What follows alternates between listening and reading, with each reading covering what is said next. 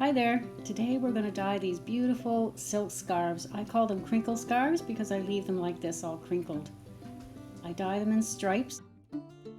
So here's my silk all folded up on the tray. It's actually 8 layers, and there's my Fiber Reactive Dyes all in bottles ready to go. At the end of this video you'll see a link on the screen to take you to a video showing you how to make up the dyes. And you got to get your gloves on. There we go. You always wear gloves for this. It's a very messy process. So we put the dye on directly. When you turn these bottles upside down, be careful to just gently touch the silk as quickly as possible, because if you leave the bottle floating, or if you turn it too fast above the silk, it's going to spray everywhere. Basically the dye just comes out of that nozzle. It's not really, you're not really having to squeeze the bottle much to get the dye to come out. So just do it carefully. It's, as I said, it's a messy process. There will be edges, as you can see there, that where the dyes, oh, there's an example of it.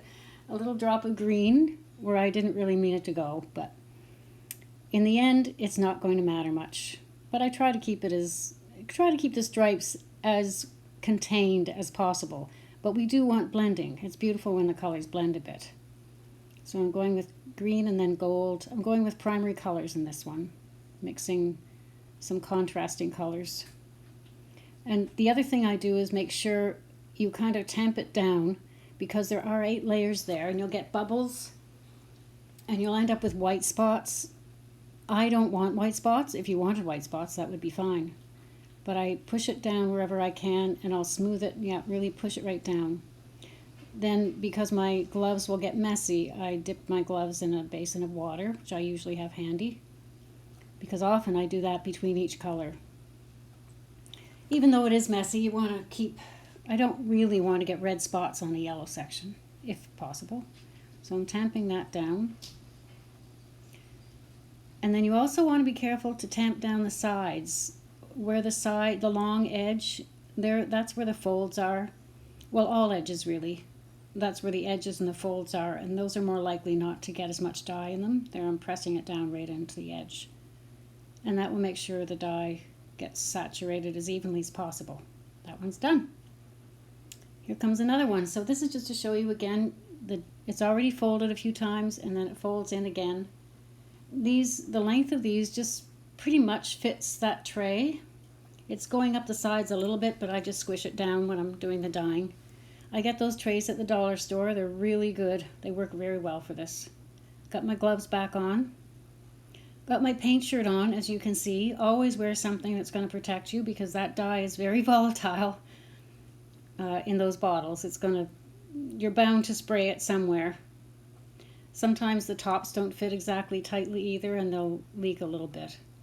So there's some pink. I'm going to speed this up. I just wanted to show you a second time so we know what we're doing. And you just always make sure you kind of press it. The scarf is slightly damp. That's the best way to start. If it's dry, sometimes the dye doesn't go in very evenly. It'll float along the surface. And if it's too wet, you'll just get the dye floating in the water everywhere, and you won't get as distinct lines. So just slightly damp is perfect. And so I'm doing a pink and brown and warm color scarf. That brown in the middle is not going to end up that dark. All of the colors will be a little lighter when it's finally rinsed and dried. And then after once you're done, you'll have all these trays. You have to have somewhere to lay them and cover them with plastic. I have these big plastic bags I put over them. Here are the finished pieces. They still look pretty messy, but once you take them out and rinse them, then while they're still a little bit damp, twist them into a skein. Leave them until they're absolutely dry, and then when you undo them, you get these amazing crinkly, sparkly colors. And then you have your crinkle scarf. Be sure to like and subscribe for more videos on how to dye silk. Thanks for watching.